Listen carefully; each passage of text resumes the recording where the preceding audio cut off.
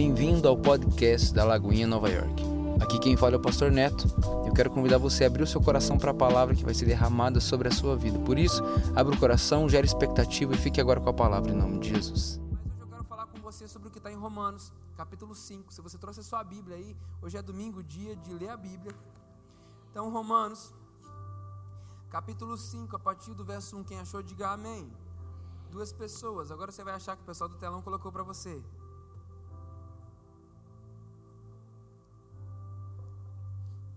Quero ler com você Romanos 5, 1 e 2.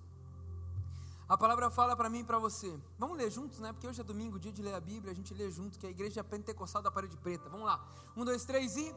Tendo sido, pois, justificados pela fé, temos paz com Deus, por nosso Senhor Jesus Cristo. Verso 2, olha só. Por meio de quem obtivemos acesso pela fé a esta, na qual agora estamos firmes e nos gloriamos na esperança da glória de Deus. Será que você pode fechar os seus olhos mais uma vez nessa noite? Obrigado, Jesus, pela Tua palavra, obrigado por tudo aquilo que o Senhor já tem falado e por tudo aquilo que o Senhor ainda vai falar. Pai, nos dê ouvidos para ouvir, nos dê olhos para ver, que a nossa boca possa profetizar da Tua palavra liberada sobre nós. Eu te peço, usa a minha vida, que cada palavra aqui seja como semente liberada em terra boa nessa noite. Eu te peço em nome de Jesus, amém e amém. Hoje eu quero falar com você sobre a graça. Fala comigo, a graça.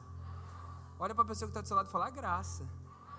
Ai, que gracinha a pessoa que está do seu lado aí. Quando a gente fala sobre graça, a gente precisa entender o que é graça. Da mesma maneira que nós entendemos na semana passada o que é justiça e o que é a justiça de Deus e o que fala a respeito da justiça de Deus. Mas há algo nesse texto que logo de cara eu preciso trabalhar, eu tenho alguns poucos minutos, então preciso que você preste muita atenção para eu tentar resumir o máximo que eu conseguir para apresentar o que eu preciso trazer para você nessa noite. Mas o que Paulo começa a dizer no versículo 1, se você puder deixar aberto para mim, Paulo fala, tendo sido pois justificados pela fé.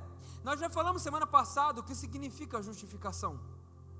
Justificação é você ser feito justo.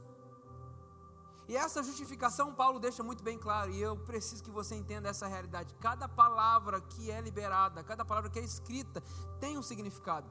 Eu, sexta-feira agora, os voluntários se juntaram aqui, me deram uma coletânea de livros. Gente, eles sabem investir, né? Investe no pastor com livro. Vocês são uma bênção, gente, vocês não estão entendendo. Me deram uma coletânea de livros do Charles Spurgeon sobre os Salmos. Gente, são 3 livros, sem mentira nenhuma, desse tamanho. Eu acho que eu vou demorar uns 3 anos para ler, se eu demorar 1 ano cada livro daquele ali. Mas, um livro maravilhoso. Mas cada palavra no seu significado do grego, do hebraico, está ali. Então, cara, é literalmente, sabe, pegar o texto assim, entender que existem verdades ali por trás. E isso é muito precioso. E todas as vezes que eu caio numa escritura, eu tento pegar ao máximo o que ela de fato quer dizer. Mas Paulo, ele tem um cuidado naquilo que ele fala. Ele começa dizendo que tendo, pois, sido justificados pela fé. Coisa que ele já começou a falar em Romanos, capítulo 1 até o 4, até então. Mas agora ele reafirma isso. A sua justificação é única e exclusivamente pela fé. Não existe outra maneira, não é por aquilo que você pode pagar, não é por aquilo que você pode comprar, não é pela sua influência, nem o seu nível de conhecimento ou grau intelectual. Vocês estão entendendo o que eu estou falando aqui, gente? Eu sei que está um pouco rápido, se tiver um pouco, as pessoas estão olhando para mim com cara de desesperado, se tiver um pouco rápido, me avisa, que eu acelero um pouco mais aí, do jeito que eu estava falando, fica mais lento. Mas o que eu estou querendo dizer para você, vamos ler de novo o texto, Romanos capítulo 5, 1 e 2. Tendo, pois, sido justificados pela fé, nós temos paz com Deus. Paulo começa a estabelecer um princípio, justificação pela fé. Com essa justificação agora nós temos paz com Deus, por meio, ficou até mais santo, aleluia, por meio de quem? Por meio de Jesus. Jesus, ele deixa claro, eu sou o caminho, a verdade e a, isso, vamos de novo, bem didático, eu sou o caminho, a verdade e a, Jesus, ele fala, não tem outra maneira. Nós alcançamos a graça, a redenção, a justificação por meio de Jesus, irmão. Se você está tentando buscar graça, justificação, perdão de pecados, uma nova vida, talvez algo diferente, em outra fonte de vida, deixa eu falar algo para você, a única fonte de vida que você vai encontrar a vida eterna é Jesus.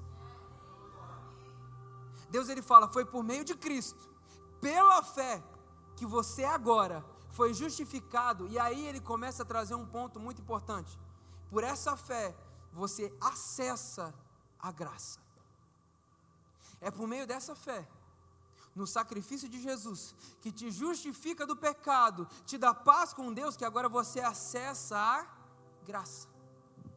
E hoje eu quero gastar os poucos minutos que eu tenho para falar a respeito da graça de Deus. O que é a graça? Porque muitas vezes a gente não entende o que é graça. A gente fala de graça, e a única coisa que eu entendo, pastor, é quando é buy one, get one, e aí é de graça. Eu sei que eu vou levar sem pagar nada. Ninguém riu dessa piada. De manhã a galera curtiu, cara. Meu Deus, eu fiquei todo animado. Buy one, get one. Ok. Foi em inglês, né? Sorry. Comprar um, ganha outro, gente, de graça. Aê. Ai, Deus amado. Mas vamos lá. De graça. Então me explica, pastor, o que é a graça? Você já sabe a definição disso, mas eu vou te relembrar. Graça é favor imerecido. Em outras palavras, é receber aquilo que você não deveria receber. Quem tem filhos aqui? Quantos tem filhos? Levanta a sua mão para eu poder ver você. Muito bem. Vamos pegar esse exemplo aqui. Eu vou pegar, de manhã cedo eu peguei o Tércio, hoje à noite eu vou pegar o Fernando.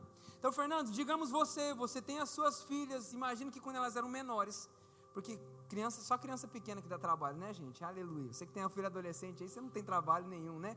Por isso que os nossos Legacy Rock estão aqui cheios do Espírito Santo, aleluia. Né? Aleluia.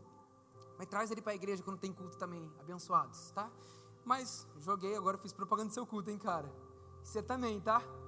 Glória a Deus. Depois atrás, abençoa a vida do pastor.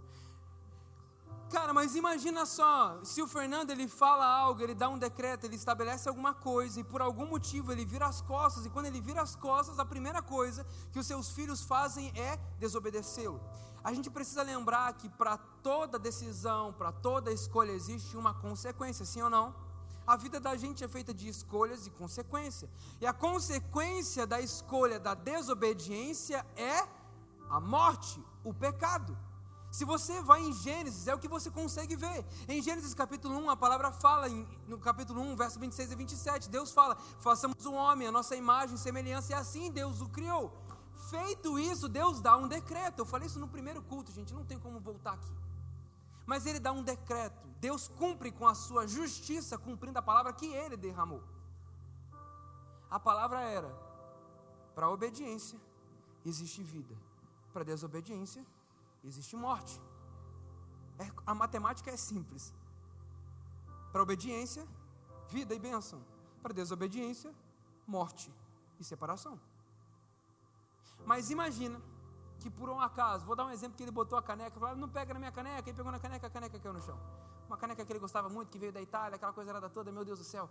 Aí quando chega em casa, ele vê aquilo lá, ele sai muito bravo de casa. Mas quando ele volta, ao invés de dar aquilo que ela merecia, ou dar aquilo que os seus filhos mereciam, porque ele liberou uma palavra, ao invés disso ele chega com um presente. É literalmente isso, não tem uma maneira mais didática para tentar explicar para você o que nós recebemos do Senhor. A consequência da escolha da humanidade, ao escolher o pecado, a presença do Senhor, escolher o pecado, a vida que Deus tinha para nós, a consequência disso era a morte, era a separação. Mas sabe o que Deus fez? A palavra fala em João 3,16, e você conhece esse texto de cor, porque a nossa escola bíblica dominical está chegando aqui, aleluia. E aí você vai saber que em João 3,16, a palavra fala que Deus tanto nos amou, que entregou o seu Filho, para que todo aquele que nele crê não pereça, mas tenha a vida eterna. O presente de Deus para nós foi Jesus, a melhor semente. Aí é por isso que eu não entendo, a gente precisa aqui estar falando sobre dízimo e oferta, para você entender o poder de uma semente. Deus entregou a sua melhor semente para que você pudesse estar aqui hoje.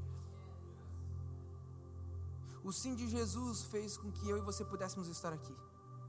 O melhor presente que Deus poderia nos dar, e Jesus ele fala, minha vida ninguém tira, eu mesmo dou em favor de vocês. Jesus não foi obrigado, ele se entregou por nós. Então agora imagina essa seguinte situação: suas filhas te desobedecem, ao invés de puni-las você traz um presente. Isso é graça, favor imerecido, receber algo que você não merecia. Vocês estão me entendendo aqui? Agora vamos explicar algo que a palavra nos fala a respeito de misericórdia, porque a palavra também fala que a graça e a misericórdia do Senhor nos seguirão. Quem está comigo aqui? A gente ama falar esse texto. Mas o que é misericórdia? Aqui eu preciso que você preste atenção. Misericórdia é não receber aquilo que você deveria receber. Até engasguei, vou de novo. Misericórdia é não receber aquilo que você deveria receber. Graça é receber aquilo que você não deveria receber. Misericórdia é não receber aquilo que você deveria receber. Então eu falei isso de manhã. O que ela deveria receber? Peia, né? Em outras partes do Brasil, borracha, né? É uma varinha, né? Mágica, de condão, bonitinho. Meu Deus, pastor, falei mesmo, tá bom? Eduque seu filho do jeito que você achar, mas a palavra fala a respeito disso. Se você ama, o pai que ama, disciplina o seu filho. Então, se você, não estou falando de espancamento aqui, em nome de Jesus, não aparece. Pastor de Lagoinha, Nova York, está repreendido, Satanás. Tá? Mas a consequência para uma desobediência seria uma correção, seria uma punição, seria algo relacionado a isso. Isso é o que ela deveria receber. Mas o que ela recebe? Misericórdia. Não, você não vai receber o que você deveria. Agora eu vou te dar graça. Você vai receber algo que você não deveria receber. Está todo mundo entendendo o que eu falei? We are on the same page? A gente está na mesma página? Então a gente entendeu agora o que é graça. E a gente entendeu o que é misericórdia. Agora vamos ler de novo esse texto para que você possa entender. Tendo sido, pois, justificados pela fé, temos paz com Deus, por nosso Senhor Jesus Cristo, por meio de quem obtivemos acesso pela fé a essa graça, na qual agora estamos firmes e nos gloriamos na esperança da glória de Deus. O amor de Deus é demonstrado por nós. Eu amo essa expressão que ele fala. O amor de Deus é demonstrado por nós pelo sacrifício de Jesus. Em outras palavras, quando Jesus se entrega por nós, naquela cruz ele manifesta a sua graça e a sua misericórdia. A primeira realidade que a palavra deixa claro para mim e para você, em Romanos, continua lendo, vamos continuar lendo um pouquinho mais para frente. A palavra fala no verso 6, de fato, no devido tempo, quando ainda éramos fracos, Cristo morreu por nós. Dificilmente, fala comigo, dificilmente haverá alguém que morra por um justo. Embora um homem bom, talvez alguém tenha coragem de morrer, mas Deus demonstra o seu amor por nós. Deixa aberto esse versículo. Deus demonstra o seu amor por nós. Cristo morreu em nosso favor quando ainda éramos pecadores. Em outras versões vai falar quando ainda éramos inimigos de Deus. Você tem noção do que eu estou falando? Vou deixar mais claro para você, para ver se faz sentido. Eu não tenho filhos ainda, mas eu imagino, quando eu penso nos meus pais, que dificilmente os meus pais me entregariam para que uma pessoa boa fosse liberta, ou tivesse perdão, ou me entregaria para que outra pessoa pudesse receber alguma coisa. Você que é pai, você deve estar entendendo o que eu estou falando. Se você não faria isso por alguém que é bom, imagina, a palavra fala, dificilmente alguém faria por quem é bom, por quem é bom. Agora imagina por quem é ruim, por quem é seu inimigo. Ele fala assim, mas foi esse o amor de Deus por nós, quando ainda éramos seus inimigos. Deus demonstra o seu amor por nós quando Cristo morreu. Irmão, eu preciso que você entenda isso. Graça é o acesso que Deus te dá ao amor de Deus. Jesus te dá acesso a esse amor através do seu sacrifício. Quando nós olhamos para isso, e a realidade que a gente começou a ler foi: a graça do Senhor nos traz paz com Deus. Fala comigo, paz com Deus. A primeira realidade da graça que você precisa entender e levar para sua casa hoje é que você tem paz com Deus. Você não é mais inimigo de Deus, irmão. Talvez para você não faça muito sentido, mas imagina lá, a Ucrânia e a Rússia estão até agora em guerra. Ter paz é literalmente isso. Nós estávamos em guerra, nós não tínhamos nenhum tipo de relacionamento, não tinha como. Existiam atritos, coisas que nos separavam de Deus. O pecado nos separava, a injustiça, a morte. E a palavra fala que agora, pelo sacrifício de Jesus, nós temos paz com Deus. Aí sabe o que eu não entendo? E aqui eu preciso começar a pregar, que agora eu dei a introdução, agora eu vou começar a pregar. Muito crente, mesmo depois de crente, acha que Deus é inimigo. Quando que por algum motivo você peca, ou você erra, ou você faz alguma coisa, ao invés de irmos para Deus, nós fugimos da sua presença. Agora a gente não escuta um amém, eu vou falar de novo para ver se você entende o que eu estou falando. Eu acho que está funcionando, porque a galera está me olhando muito fixo e não está falando amém. Quem está recebendo, diga amém. O que você precisa entender nessa noite, o primeiro princípio é que Deus não é seu inimigo. A palavra fala que quando Cristo se entrega por nós, e você acessa pela fé, você não é mais inimigo de Deus, mas você tem paz com Deus. Por isso, irmão, deixa eu te falar algo. Ao invés de correr da presença, corra para a presença. Ao invés de correr de estar na presença do Senhor para ser transformado, para ser mudado, corra para a presença. Não fuja da presença de Deus. É engraçado porque quando a gente olha para isso, e a gente sabe o que aconteceu no jardim, em Gênesis capítulo 2, a palavra fala do relato da queda, e você olha, o que acontece? Deus procura Adão e fala assim: Adão, não estou te achando, cadê você? E ele fala: Deus, escutei seus passos, eu me escondi, porque eu estava nu. Primeira coisa que a gente faz normalmente, a gente foge da presença, ao invés de correr para ela. Mas a realidade que Cristo nos deu foi paz com Deus. Eu posso ouvir um amém aqui nessa noite? Uma realidade que você precisa crer, irmão, e viver essa realidade. Você não mais é inimigo de Deus. Pare de ouvir essas mentiras que, não, porque Deus está molhando meu parquinho, pastor, você não está entendendo, parece que a gente não está muito conectado. Irmão, isso não existe, porque se você foi alcançado por essa graça, você não é inimigo, você é amigo de Deus, você agora vive em unidade, em relacionamento, em intimidade com Ele. Essa é a graça, essa é a graça. A graça, a primeira realidade, ela te fala sobre a paz. Nós temos paz com Deus. Fala mais uma vez: paz com Deus. Eu escrevi isso aqui de manhã, eu vou repetir: a sua graça nos dá aquilo que não merecíamos, e a sua misericórdia nos poupa de receber aquilo que merecíamos. Nós não merecíamos, mas Cristo se entregou por nós.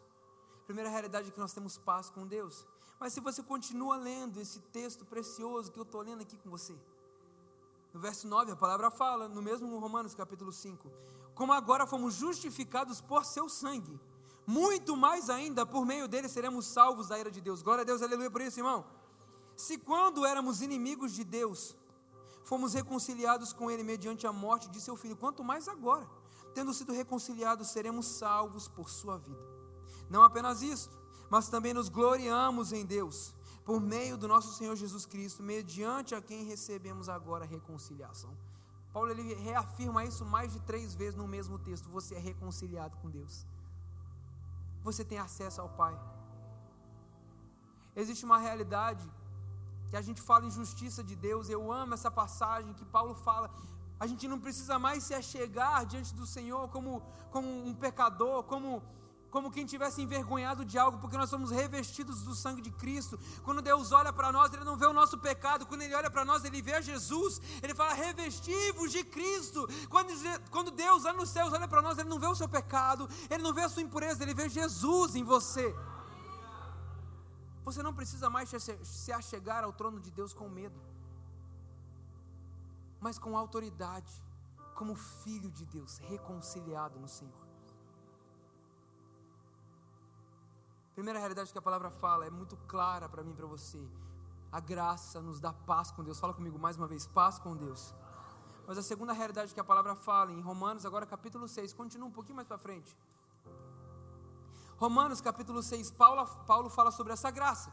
Ele nos apresenta: olha, você recebeu essa graça, por causa do pecado, Deus levantou um sacrifício para suprir, para pagar o preço por nós. Ele fala: você foi reconciliado com Deus por meio dessa graça.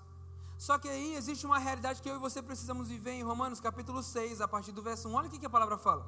Romanos 6, verso 1, a palavra fala: que diremos então? Continuaremos pecando para que a graça aumente? Parece ridículo o que eu estou falando, sim ou não? Ninguém achou que é ridículo. Eu acharia. Porque esse era um argumento da galera da época. Bom, se nós estávamos pecando e a graça nos alcançou, logo vamos pecar mais, porque aí a graça vai aumentar, né?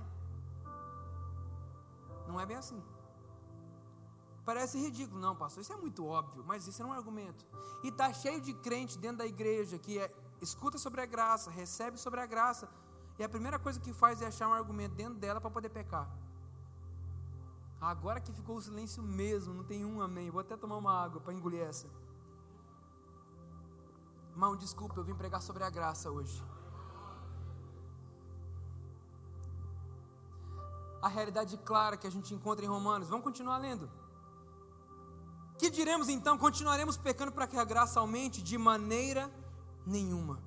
Nós, os que morremos para o pecado, como continuaremos vivendo nele? Irmão, olha isso. A realidade que Paulo nos apresenta aqui: a graça é a morte para o pecado e a vida em Cristo. Quando nós somos alcançados pela graça, não tem como a gente continuar vivendo a mesma vida. Ei, irmão, se você foi alcançado por Jesus, você teve uma nova vida nele, não tem como você continuar nessa mesma vida de pecado. Deus não te alcançou, Deus não derramou o seu sangue para que você continuasse vivendo essa mesma vida medíocre, preso no pecado, escravizado por armadilhas, por tentações. Existe vida em liberdade, e essa liberdade você só vive em Jesus. Paulo fala, não tem como quem foi alcançado pela graça viver nessa mesma vida de pecado. Por isso, irmão, deixa eu te fazer um convite como um irmão em Cristo, não só como seu pastor. Pare de viver essa vida de pecado. Deus já te libertou. Se você não foi liberto, você vai ser liberto hoje, em nome de Jesus, meu filho. Não, pastor, eu não fui ainda, é hoje, seu dia é hoje. Mas a realidade é que Paulo fala assim, ei, quem foi liberto do pecado não pode continuar vivendo nele. É por isso que eu não entendo, a pessoa fala que é crente, mas você olha para a pessoa, não sei se você já viveu isso, irmão, aquele velho ditado do, você é crente? Mas nem parece.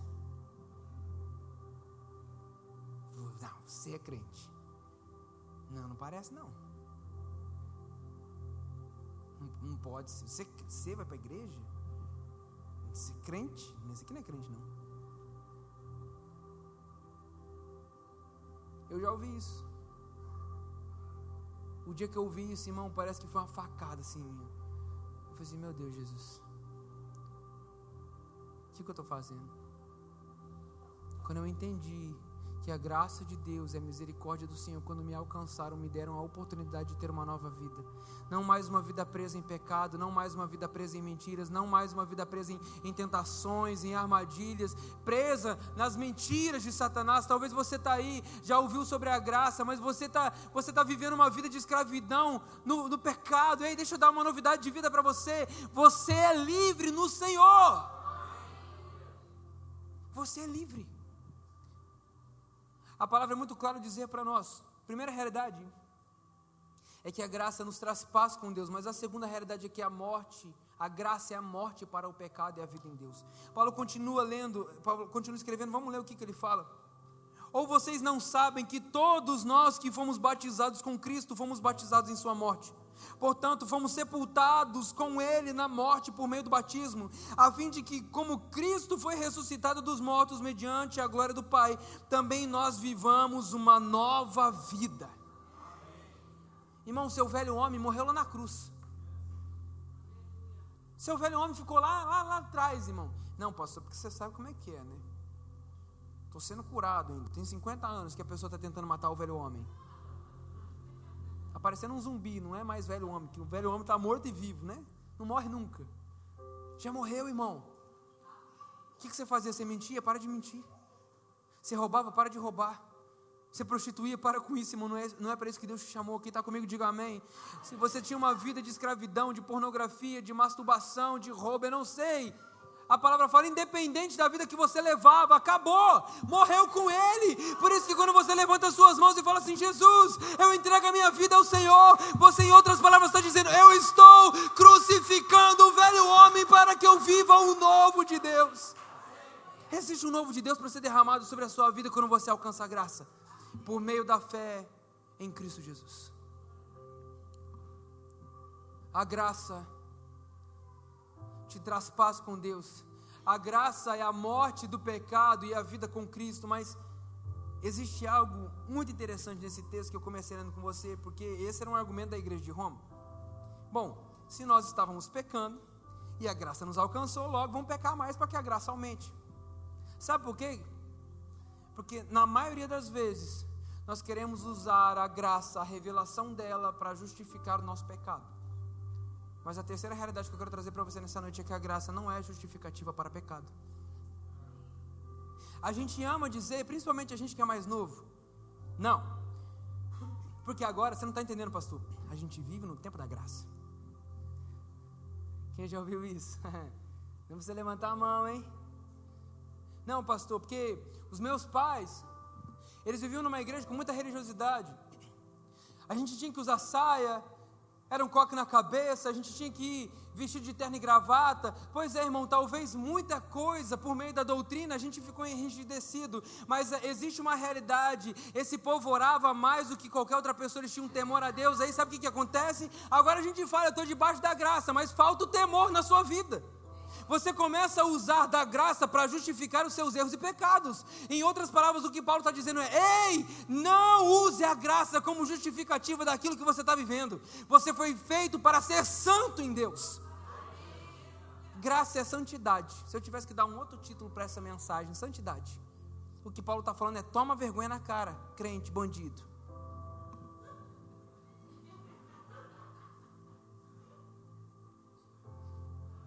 Para de querer justificar os seus pecados. E aí a gente começa a ver essa realidade. E é incrível o que a palavra fala, né, cara? Eu acho maravilhoso. Que Paulo, ele fala, eu vou continuar lendo só para você, eu tenho poucos minutos, mas eu preciso continuar lendo, eu não posso terminar essa palavra pela metade, irmão, me dá mais 5 minutos em nome de Jesus. Se dessa forma fomos unidos com ele na semelhança da sua morte, certamente o seremos também na semelhança da sua ressurreição, pois sabemos que o nosso velho homem foi crucificado com ele, para que o corpo de pecado seja destruído, não mais sejamos escravos do pecado. Você não é mais escravo do pecado, lindinho, pois quem morreu foi justificado do pecado. Ora, se morremos com Cristo, cremos que também com ele viveremos, pois sabemos que, tendo sido ressuscitado dos mortos, Cristo não pode morrer outra vez. A morte não tem mais domínio sobre ele, porque morrendo, ele morreu para o pecado, uma vez por todas, mas vivendo, vive para Deus. Verso 11 a 12, fica comigo em nome de Jesus. Da mesma forma, fala comigo, da mesma forma, considerem-se mortos para o pecado, mas vivos para Deus em Cristo Jesus. Portanto, não permitam que o pecado continue dominando o corpo mortal de vocês, fazendo que obedeçam aos seus desejos. Não ofereçam o corpo de vocês, os membros do corpo de vocês, ao pecado como instrumento de injustiça. Antes, ofereçam a Deus como instrumento de justiça, como quem voltou da morte para a vida. Verso 14, pois o pecado não os dominará, porque vocês não estão debaixo da lei, mas debaixo da graça de Deus. É essa graça que nos faz santo, é essa graça que nos justifica, é essa graça que nos dá uma nova vida, é essa graça que nos liberta do pecado. Ele não fala que essa graça é justificativa para você pecar, mas hoje a gente tem um termo ridículo, infantil, medíocre, imoral. O que eu puder falar desse termo ridículo eu vou falar. Hipócrita, chamado hipergraça. Se você nunca ouviu a respeito disso, pastor, eu nunca ouvi, que bênção, irmão, glória a Deus, continua assim. Mas eu preciso te trazer um entendimento do que as pessoas estão falando hoje de hipergraça. A hipergraça fala que você não precisa fazer nada, ou melhor, nada daquilo que você faça muda aquilo que Deus fez por você. E de fato, nada daquilo que você faça muda o sacrifício de Jesus, já está consumado, tetelestai, a palavra fala, está consumado. Mas isso não significa que essa graça que te alcançou é uma justificativa ou algo que você pode se esconder por detrás dela para viver uma vida de pecado. Paulo fala: morram para o pecado, que a sua vida não seja instrumento de injustiça, mas instrumento de justiça para a glória de Deus. A gente precisa entender, irmão, que a graça não é hipergraça. Hipergraça fala para você pular carnaval e está tudo certo. A hipergraça fala para você atualizar a palavra de Deus. Deixa eu falar uma coisa para você em nome de Jesus. A palavra de Deus, o verbo, João 14, verso 1 vai falar que o verbo se fez carne e habitou no meio de nós.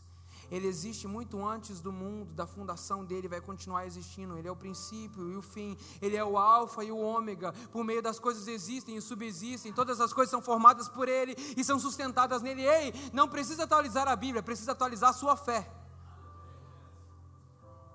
Você não precisa mudar a Bíblia, você precisa mudar a sua mente. Romanos 12:2 fala para mim e para você: transformai-vos pela renovação da vossa mente, para que possam experimentar a boa, perfeita e agradável vontade de Deus. Irmão, não vem com esse papo medíocre de hipergraça para mim, falar que precisa mudar o evangelho. Começa a mudar a sua vida, para que você possa ser transformado por ela.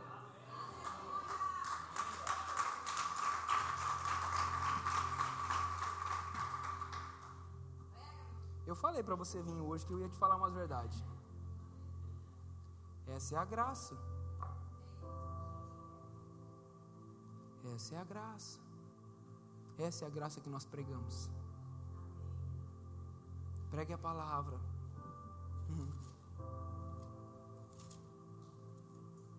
Judas capítulo 1.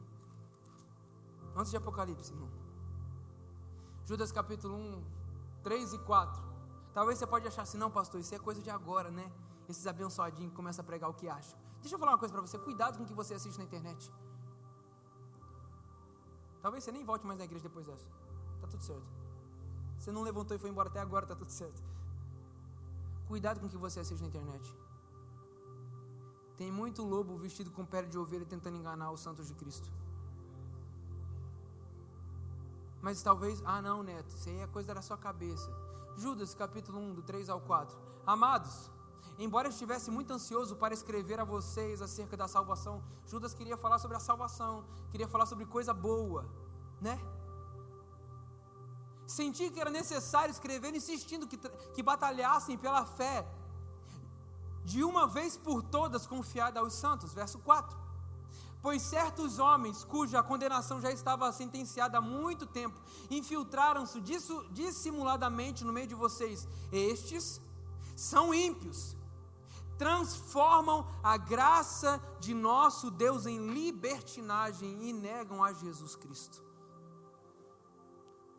Graça de Deus não é libertinagem. Graça de Deus não é você pintar e bordar e fazer o que você quiser, irmão. Graça de Deus é viver em santidade. Falei com você, a primeira realidade. Quem está entendendo essa palavra, diga amém. Continua me amando até o final do culto, irmão. A graça nos traz paz com Deus. A graça é a morte para o pecado e a vida em Cristo. A graça não é justificativa para o pecado, mas a grande realidade que a palavra traz para mim e para você, a respeito disso. E o apóstolo Paulo nos diz no verso 20, quando vocês eram escravos, Romanos 6, 20, quando vocês eram escravos do pecado e estavam livres da justiça. Que fruto colheram então das coisas a quais vocês se envergonham? O fim delas é a morte. Mas agora vocês foram libertados do pecado e se tornaram escravos de Deus, e o fruto que colhem leva à santidade, e o fim, a vida eterna. Pois o salário do pecado é a morte, mas o dom gratuito de Deus é a vida eterna em Cristo Jesus, o nosso Senhor. Será que você pode celebrar o nosso Deus por essa palavra nessa noite?